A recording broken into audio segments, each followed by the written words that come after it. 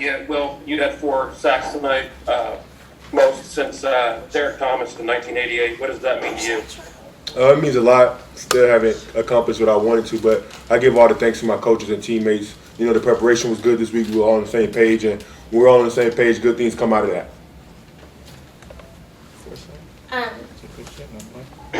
John, Ajay Hall seemed pretty frustrated after the game over social media. What would be your message towards him? And just do you have a response on that? Yeah, I mean, I haven't really been on my phone, so I haven't seen anything or heard anything. But I think it's just, it's just the process of being here. I remember what it was like as a freshman, so it's just, I guess my words of encouragement would just be, it's a process, and we got to keep going. Okay, we're gonna move to the room. So go ahead, Nick. Sorry. Jordan, Coach Saban talked about you guys installed a new trips coverage called Thief to help you guys create some turnovers. Kind of take me through how that helped you tonight get your turnovers. Yeah, it helped me a lot. We practiced their route concepts all week, and it helped me create some turnovers today. Like we practiced the number 3 on the ball, the cardinal route, and that's how I caught my first interception. So it was really like the film and the executing. This is for any of you, or all of you.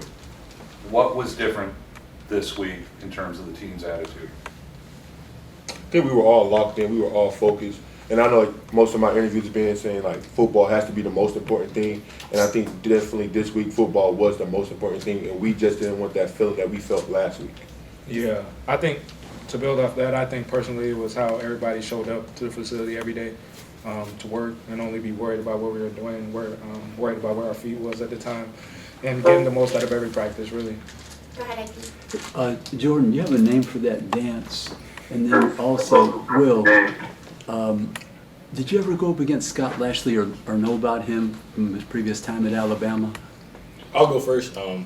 There is a name for that dance, but I won't be speaking on that name because I want to keep it a secret. Just in case anybody do it, I can say I started it. So I'll just keep that to myself. You're working on the trademark. Yep. When somebody else does it, I'll release the name. I promise. I guess when I got here, I was a freshman, and he had already left, so I didn't really get a chance to go against him in practice or anything like that. But just watching film from like previous practices and stuff like that, I seen him like in some of the practice going against some of the old outside linebackers here, and they were just telling me a little bit about him and stuff like that.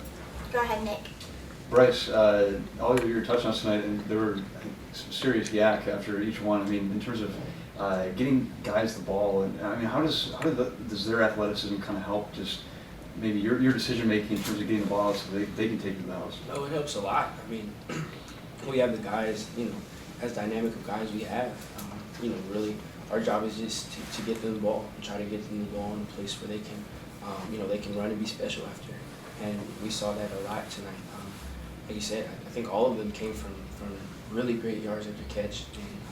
And, for me, obviously, that's the quarterback's dream. You get to, you get to make a throw and just get into our playmakers' hands, and they do the rest. So, the guys making plays like they did today, that makes my job way, way easier. We're going to go to Mike in the back, and if y'all don't mind moving the computer. Oh, we forgot. For Bryce, just along those lines, there was a couple times when you kept the ball, especially going down to the pylon there, able to make some guys miss. Just what did you see out of that defense that kind of allowed you to scramble but not throw the ball but to keep it? Yeah, we just stressed taking what the defense gave us. For me, just trying to work on my progressions. Coach OB does a great job. With me and all the quarterbacks, we watch film, emphasizing to keep our eyes downfield, but if we see green grass, to take it.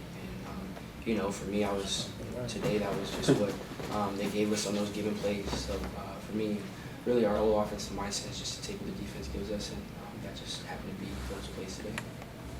Michael.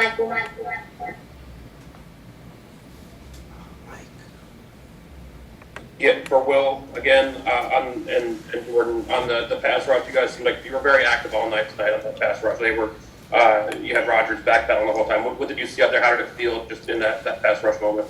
I think the biggest thing this week was from last week was working on our pass rush lanes and being more effective and getting more pressure on the QB. So all week in practice, I think that's one thing we stress as a unit up front.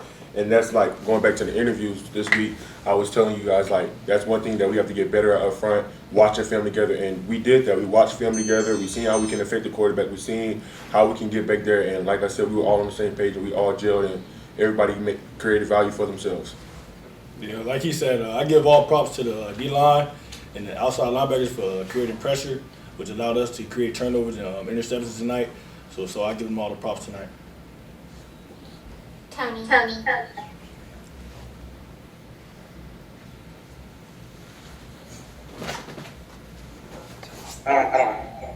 don't have a question. I'm sorry. I didn't have my hand up. I just lowered it. It's fine. Steven. This one's for Jordan. So Jordan, how did that little jig feel after that interception, the second one? Can you repeat the question? I said, how'd that jig feel after the second pick, the second interception? Well, it felt great. I was waiting to do that forever. Since last year, I've been practicing it. It's been my dance since high school, and I give all props to my teammate Jamal Cooney, who taught me how to do it.